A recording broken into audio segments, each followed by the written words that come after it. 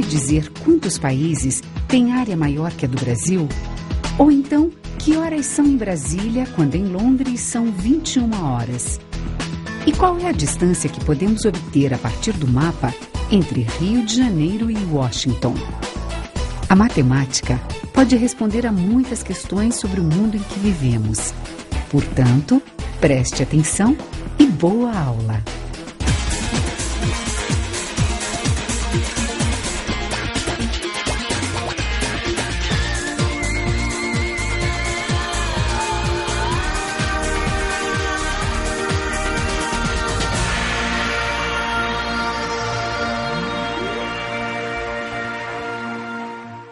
Olá pessoal, na aula de hoje vamos falar sobre números de operações, começando pelos números naturais. Quantos países têm área maior que a do Brasil? Para chegar ao número exato, efetuamos uma contagem. E foi justamente quando surgiu a necessidade de efetuar contagens que se formou a ideia de número. Os números são escritos utilizando os algarismos 0, 1, 2, 3, 4, 5, 6, 7, 8 e 9. Sendo que primeiro vieram os algarismos de 1 a 9 e muito mais tarde apareceu o 0. No princípio, as contagens eram feitas a partir de situações ocorridas na natureza. Por isso, esses números foram chamados de naturais e são reunidos em um conjunto indicado pela letra N. Assim, o conjunto dos números naturais N é formado pelos elementos 0, 1, 2, 3, 4, etc. Na sequência de números naturais, a cada número natural segue imediatamente outro, chamado de sucessor. Assim, o sucessor de 5 é 6, de 37 é 38, e de 423 é 424, e assim por diante, indefinidamente. Não existe o maior número natural. Os matemáticos expressam essa ideia dizendo que a sucessão dos números naturais é infinita. Vamos ver agora um exemplo de contagem. Uma lanchonete tem no seu cardápio 2 tipos de sucos e 3 tipos de sanduíches. A pergunta é: quantos lanches diferentes são oferecidos se cada lanche deve ter um suco e um sanduíche? Vamos analisar a situação. Para ilustrar nosso raciocínio, vamos construir um esquema chamado Árvore das Possibilidades. Para cada tipo de suco, existem 3 opções de sanduíches. Para o primeiro copo de suco, temos 3 possibilidades de lanches. E para o segundo copo de suco, também temos as mesmas 3 possibilidades de lanches. Observando a árvore das possibilidades, verificamos que podemos calcular o número total de lanches da seguinte forma: 2, total de sucos, vezes 3, total de sanduíches. 2 vezes 3, igual a 6. A esse processo, damos o nome de princípio multiplicativo da contagem. Ou seja, suco 1 com sanduíche 1, suco 1 com sanduíche 2, suco 1 com sanduíche 3, suco 2 com sanduíche 1, suco 2 com sanduíche 2 e, por fim, suco 2 com sanduíche 3. Confirmado. São 6 tipos de lanches diferentes que a lanchonete oferece. Vamos passar agora para os números inteiros. Você já deve ter visto nos noticiários da televisão ou nas páginas dos jornais que a Bolsa de Valores fechou as cotações com negativas de menos 1%, menos 2%, não é mesmo? Pois é, o uso dos números negativos é frequente nos dias de hoje. Mas antigamente, o homem não sabia, por exemplo, como resolver uma subtração do tipo 50 menos 70. O sinal de menos, colocado antes do número, passou a indicar quantidades menores que zero. Menos 1, menos 2, menos 3, menos 4, etc. Os números inteiros negativos, o zero, e os números inteiros positivos constituem o conjunto dos números inteiros, que são representados pela letra Z. O conjunto dos números inteiros Z é dado por etc., menos 3, menos 2, menos 1, 0, 1, 2, 3, 4, etc. Como todos os números naturais também são inteiros, dizemos que n é um subconjunto de Z, ou ainda, que n está contido em Z, e indicamos como n está contido em Z. Veja no gráfico. Bem, já sabemos o que são números naturais e o que são números inteiros, não é mesmo? Então você já pode responder: quantos números naturais existem entre menos 2 e 2? Apenas 2, o 0 e o 1. E quantos números inteiros existem nesse intervalo entre menos 2 a 2? Aí são 3 números, o menos 1, o 0 e 1. Agora, vamos aos números racionais. Para começar, vou fazer uma pergunta bem simples. Qual é a distância entre a cidade do Rio de Janeiro e a cidade de Washington, nos Estados Unidos? Vamos facilitar um pouco. Deem uma olhada no mapa. Com a ajuda dele, podemos medir a distância entre as duas cidades com uma régua. A distância entre as duas cidades no mapa é de aproximadamente 2,8 centímetros. E como transformar a distância do mapa na distância real? Note que a distância é considerada em linha reta. Perceba que no canto inferior direito há uma escala, 1 para 300.292.858. Isso significa que cada centímetro do mapa representa 300.292.858 centímetros na distância real. Então, o que temos a fazer é multiplicar a distância que medimos com a régua por esse número da escala. Ou seja, 2,8 centímetros vezes 300.292.858 é igual a 849.820.000 centímetros, que em metros equivale a 8.408.200 metros. Esse valor em quilômetros equivale a 8.408 quilômetros e 200 metros. Essa é a distância aproximada entre a cidade do Rio de Janeiro e Washington. A necessidade de efetuar medidas levou o homem a criar as frações, e delas surgiram os números racionais.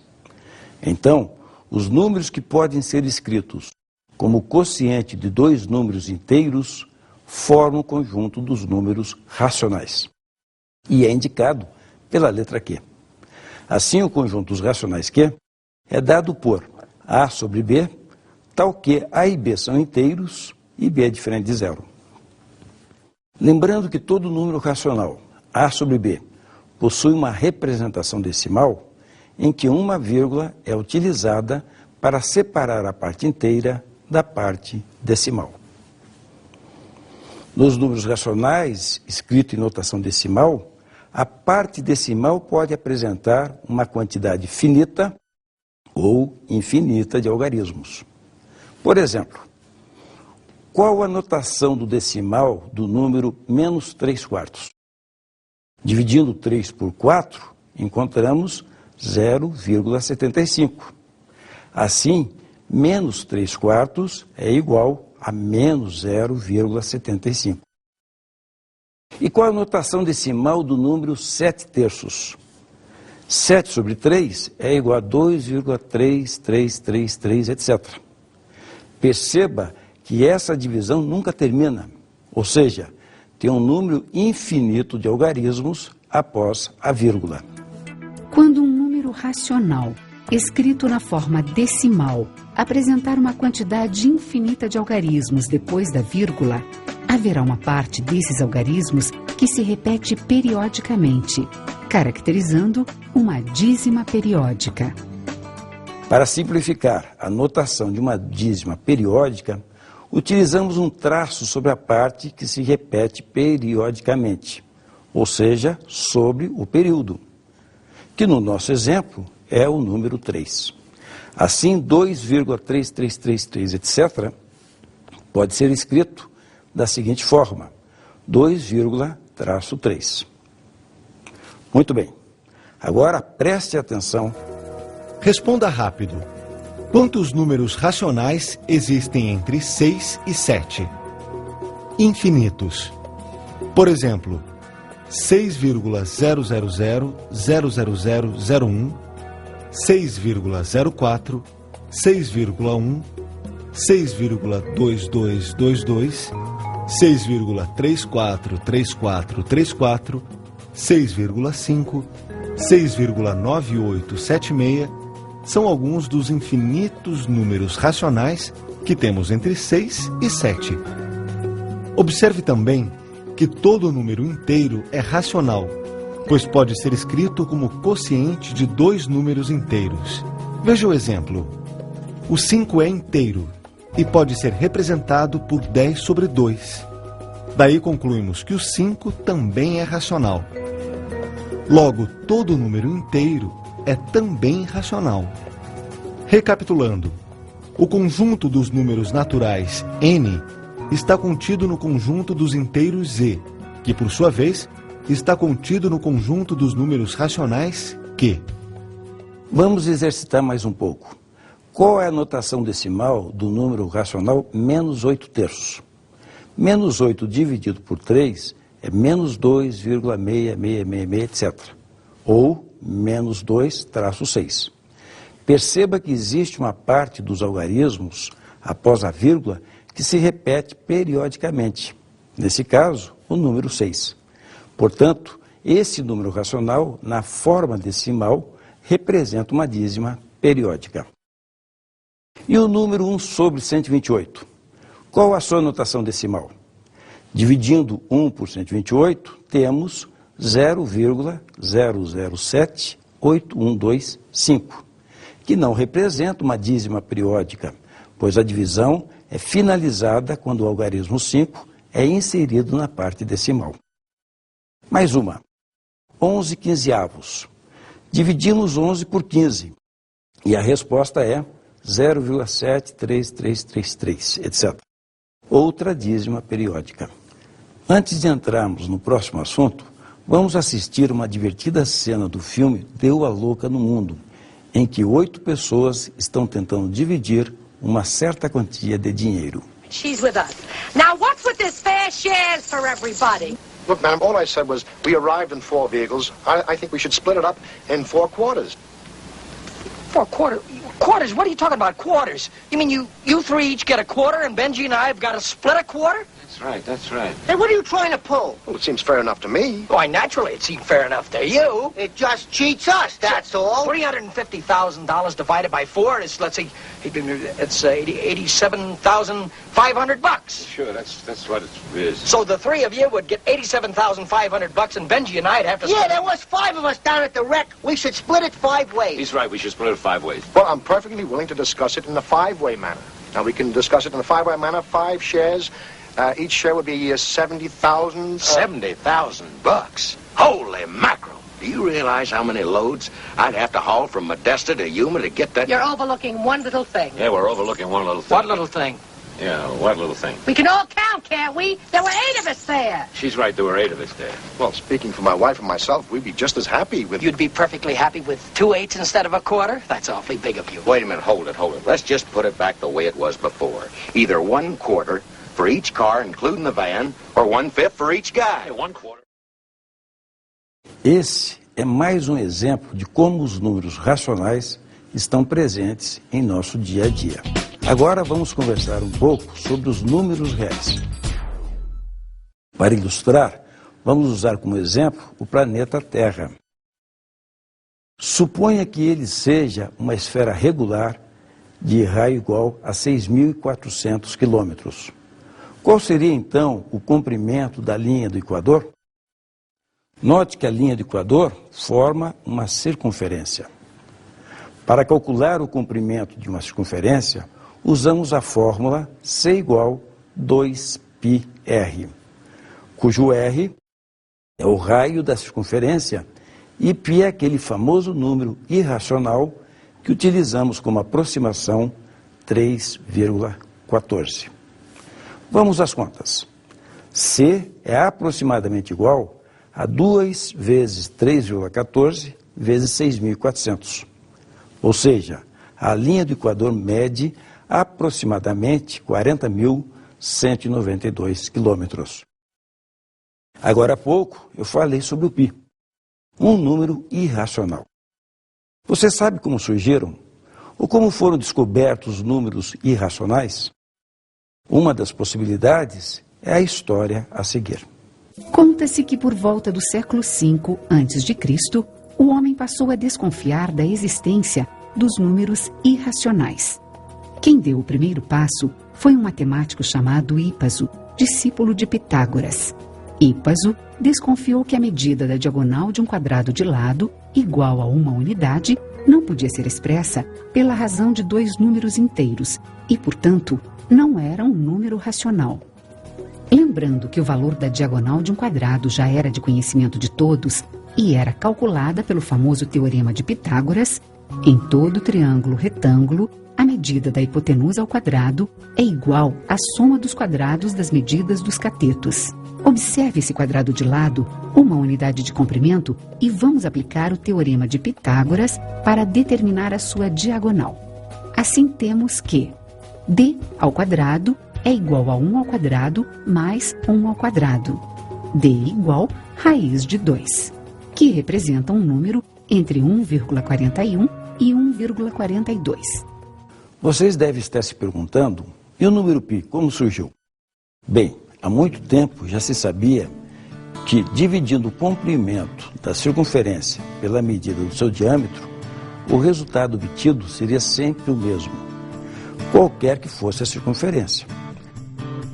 Os antigos egípcios usavam o valor 3,16. Já os babilônios usavam 3,12.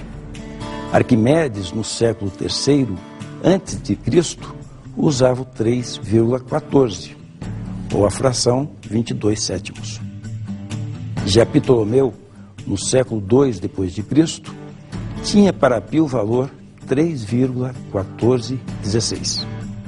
Em 1430, um matemático árabe chamado Al-Kashi conseguiu ir mais longe e encontrou o valor de π com 16 casas decimais. Mas foi por volta de 1737 que o π ganhou maior notoriedade, quando o matemático suíço Leonhard Euler passou a utilizá-lo em seus livros. Logo em seguida, outro matemático também suíço, chamado Lambert, provou que o π, na verdade, tem infinitas casas decimais e não apresenta período. Por isso é um número irracional. Ou seja, número irracional é todo número que dá origem a uma dízima, mas essa dízima não tem período. Ou seja, na parte decimal não existe um número que se repita indefinidamente. E por isso, um número irracional não pode ser colocado na forma A sobre B. O conjunto que reúne todos os números racionais e irracionais é chamado de conjunto dos números reais e é indicado pela letra R. Então, relacionamos os conjuntos numéricos da seguinte maneira: N está contido em Z, que está contido em Q, que está contido em R. Usando um diagrama, podemos representar a relação entre os conjuntos numéricos da seguinte forma. Percebemos que o conjunto dos números naturais é subconjunto dos números inteiros, que por sua vez é subconjunto dos números racionais. Ainda temos que o conjunto dos números racionais é subconjunto dos números reais. O conjunto dos números irracionais, representado normalmente pela letra I, também é subconjunto do conjunto dos números reais. Os números reais também podem ser mostrados através de uma reta. A reta dos números reais. Vocês com certeza, em algum momento, já utilizaram uma régua para medir alguma coisa, certo? Ao efetuar medidas com o uso de réguas, aprendemos a relacionar números com pontos marcados na régua.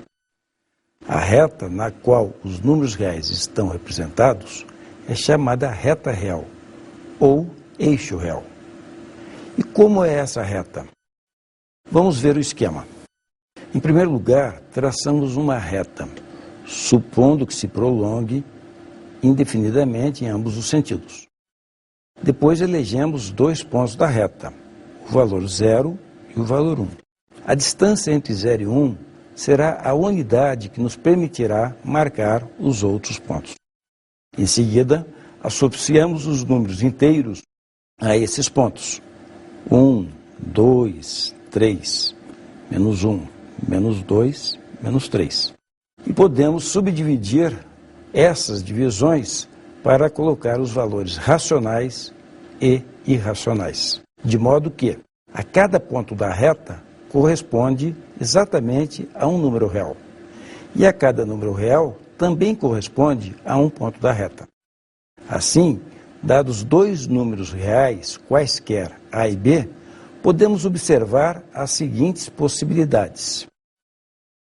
A primeira, se A for igual a B. A segunda, se A for menor que B. Note que A está à esquerda de B. E a terceira, se A for maior que B. Note que A está à direita de B. Dessa forma, dizemos que os números reais são ordenáveis. Falar que um conjunto é ordenável significa dizer que nele temos a ideia de ordem, ou seja, ele pode ser colocado em ordem crescente ou decrescente.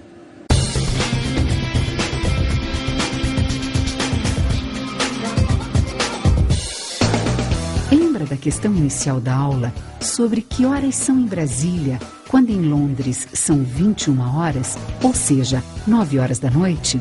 Já sabe como calcular?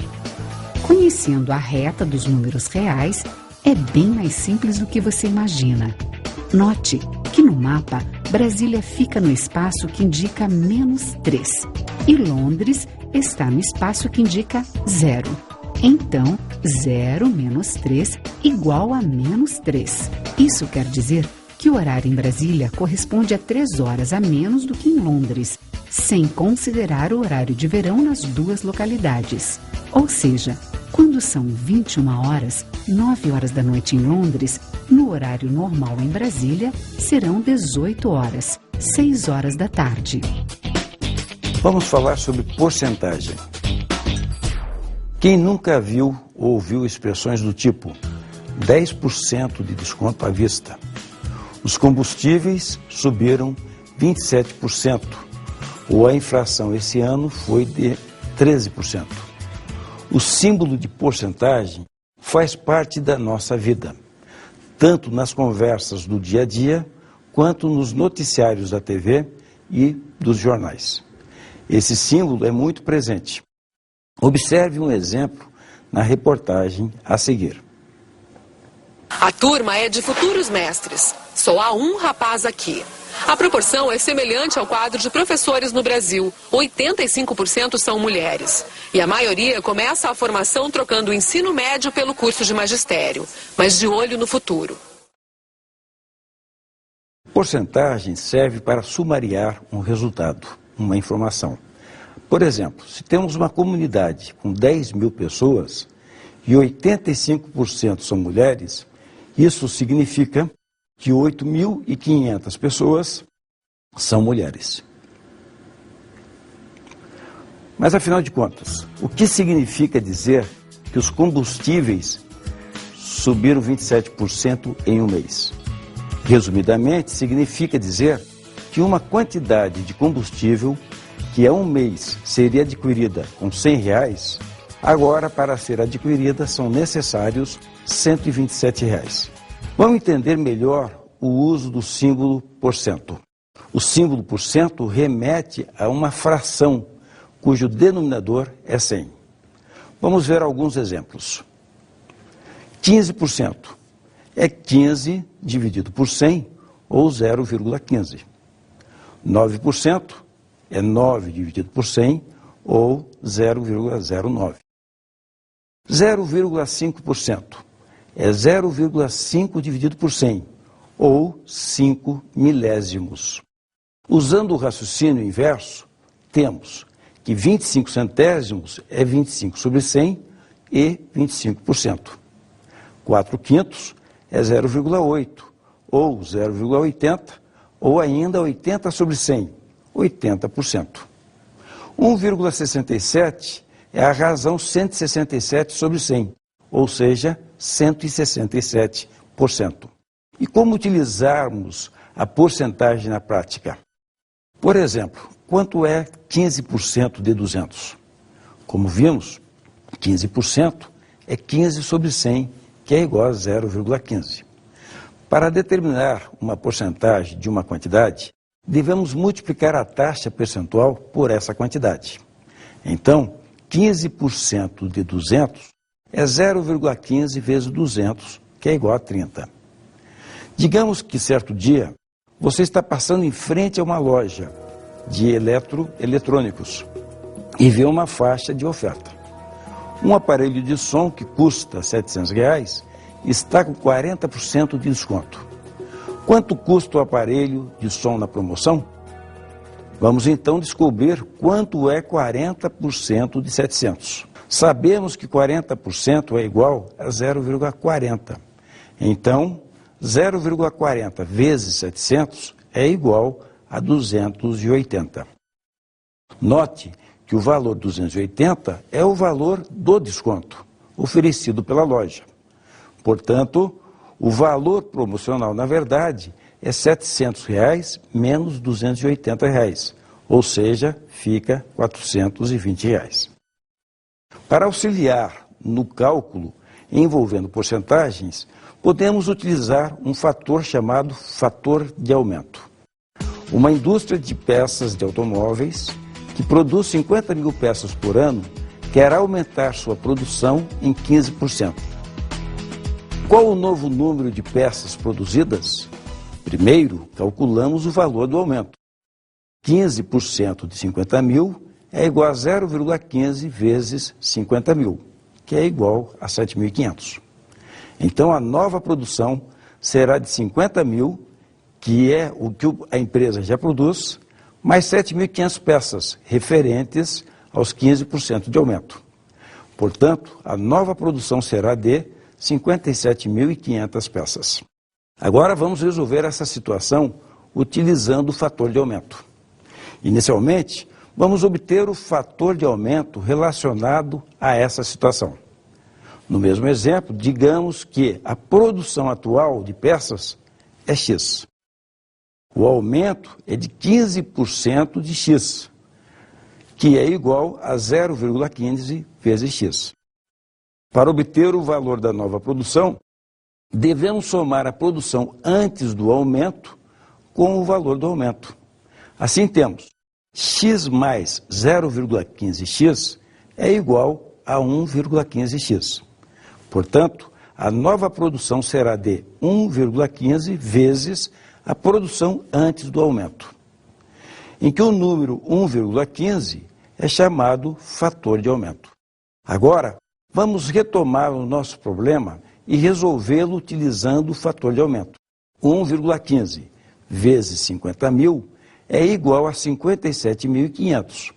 Ou seja, a produção será de 57.500 peças, valor que já havíamos encontrado. Utilizando o fator de aumento, percebemos que chegamos diretamente no valor da nova produção, sem termos de calcular o valor do aumento. Em geral, se um valor A sofre um aumento percentual, segundo uma dada taxa I, o novo valor N é dado por N igual, parênteses, 1 mais I, fecha parênteses, vezes A, em que 1 mais I é o fator de aumento. Quando conhecemos o aumento percentual I, nesse caso o fator é dado por F igual 1 mais I.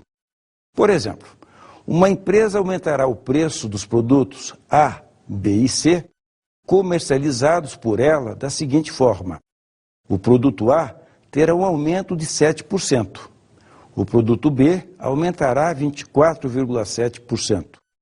E, por fim, o produto C será aumentado em 400%. Quais são os respectivos fatores de aumento de cada produto? Para o produto A temos 7%, que é igual a 0,07. F é igual a 1 mais 0,07, F é igual a 1,07. Para o produto B, temos 24,7%, que é igual a 0,247, e, portanto, o F é igual a 1,247.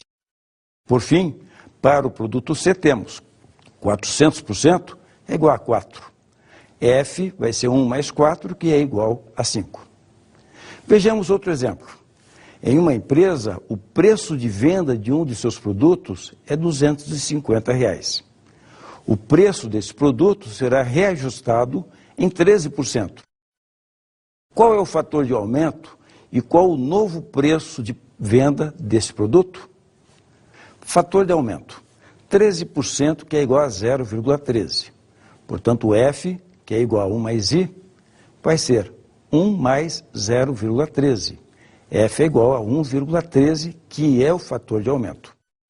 Como o novo preço de venda é determinado através do produto, do fator de aumento, pelo preço antigo, nós teremos que P é igual a 1,13 vezes 250. Ou seja, P é igual a 282,5. O novo preço é R$ 282,50. Agora, vamos verificar outra situação em que podemos utilizar o fator de aumento. Digamos que um anel custe R$ 2.000, mas o vendedor o vendeu por R$ 2.750. Qual a porcentagem de ágio cobrada pelo vendedor? Nessa situação, estamos interessados em calcular a porcentagem de ágio, ou seja, nosso objetivo é calcularmos o valor de I. Vamos ao esquema.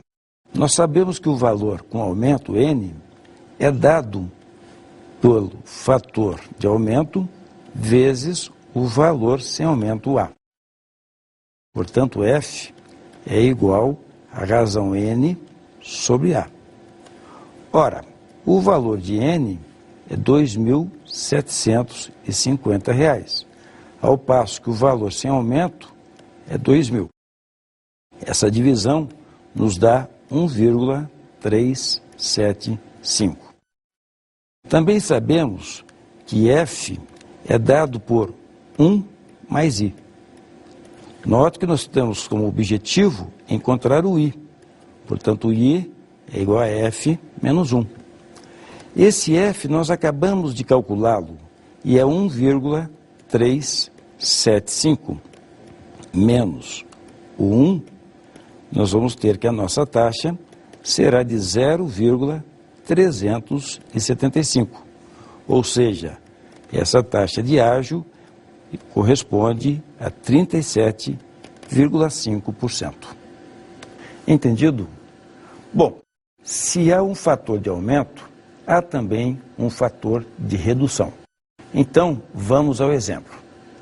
Digamos que, devido a uma crise, uma empresa demite 15% dos seus 50.000 funcionários. A que número ficou reduzido o quadro de funcionários da empresa? Vamos ao esquema. 15% de 50.000 é igual a 7.500. A empresa tinha 50.000 funcionários. Demitiu 7.500 funcionários. Portanto, a empresa tem agora 42.500 funcionários. Agora vamos resolver essa mesma situação utilizando o fator de redução. Se o número de empregados fosse X, teríamos X menos 15% de X, que é igual a 0,85X. O número 0,85 é chamado fator de redução. Utilizando o fator de redução para determinar o número de empregados da empresa do exemplo anterior, temos 0,85 vezes 50 mil. E teríamos o resultado diretamente 42.500 funcionários. Número que encontramos anteriormente para o novo quadro de funcionários. Vamos ver agora uma importante aplicação da porcentagem, a inflação. A inflação não é um fenômeno novo e também não é só no Brasil que ela existe. Desde que existe o comércio, existe a inflação. Em países mais desenvolvidos, a taxa anual de inflação gira em torno de 5%. Já em alguns países menos desenvolvidos, ela pode atingir níveis altíssimos, como, por exemplo, 30% ao mês.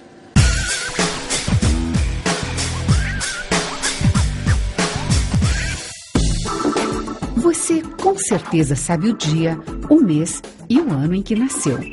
Mas você sabe em que dia da semana isso aconteceu? Não? Então, descubra agora. Tomemos como exemplo um dos mais consagrados físicos do mundo, Stephen Hawking, nascido em 8 de janeiro de 1942. Vamos calcular em que dia da semana ele nasceu. Para isso, calcule quantos anos se passaram desde 1900 até 1942. 1942 menos 1900 igual a 42. Vamos chamar esse resultado de A. Temos de levar em consideração que entre 1900 e 1942 ocorreram anos bissextos e, por isso, calcule quantos 29 de fevereiro aconteceram nesse período. Para isso, basta dividir por 4 o resultado A, desconsiderando o resto da divisão. 42 dividido por 4 igual a 10. Chamemos esse número de B. Atenção!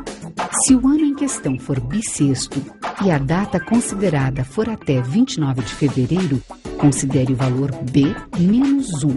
Como nosso exemplo não pertence a um ano bissexto, B é igual a 10. Considere o dia do nascimento, neste caso 8, que vamos chamar de C. Considerando o mês em questão, janeiro, obtenha um número de acordo com a tabela. Janeiro igual a 1. Esse é o nosso valor D. Some agora A mais B mais C mais D. Divida por 7 e, desta vez, considere o resto da divisão. 42 mais 10 mais 8 mais 1 é igual a 61, que dividido por 7 é igual a 8, com o resto 5. Finalmente, procure esse resto na tabela a seguir e você terá como resultado 5, quinta-feira, que é o dia da semana do nascimento de Stephen Hawking. Experimente descobrir outras datas de aniversário ou de fatos históricos.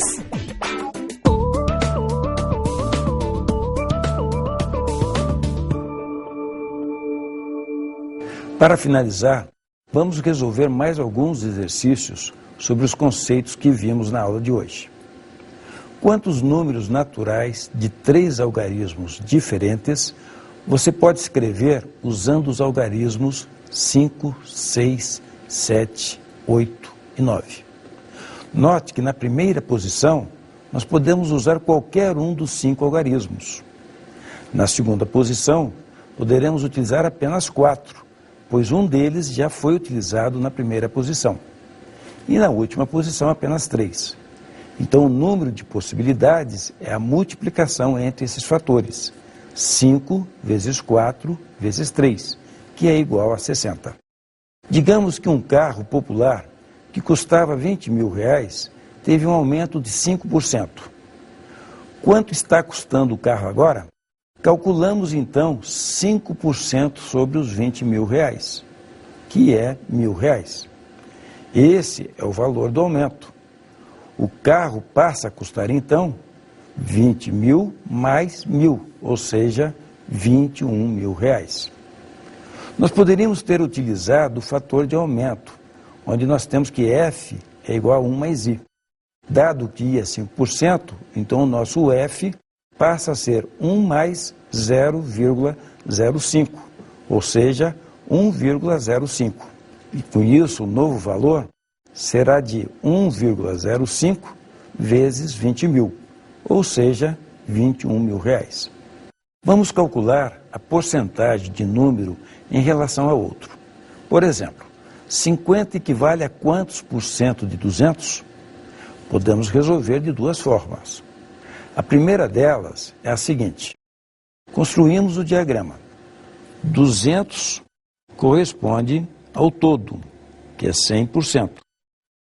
50, que nós não conhecemos, corresponde a x. Então, por regra de 3, nós podemos fazer 200 está para 50, assim como 100 está para x. Ou seja, 200x é igual a 50 vezes 100, o que nos dá um valor de x de 25%. A segunda forma, ela é mais direta. Nós podemos fazer diretamente a razão 50 para 200, ou seja, 25 para 100, o que já nos dá a resposta 25%. E nossa aula se encerra aqui. Bons estudos! Para aprofundar os conhecimentos sobre a história e os personagens da matemática, indicamos as seguintes obras. Introdução à História da Matemática, de Howard Ives, publicado pela editora da Unicamp. História da Matemática, de Carl Boyer, publicado pela editora Edgar Blücher. História Universal dos Algarismos, a inteligência dos homens contada pelos números e pelo cálculo, de George Ifrah, publicado pela editora Nova Fronteira.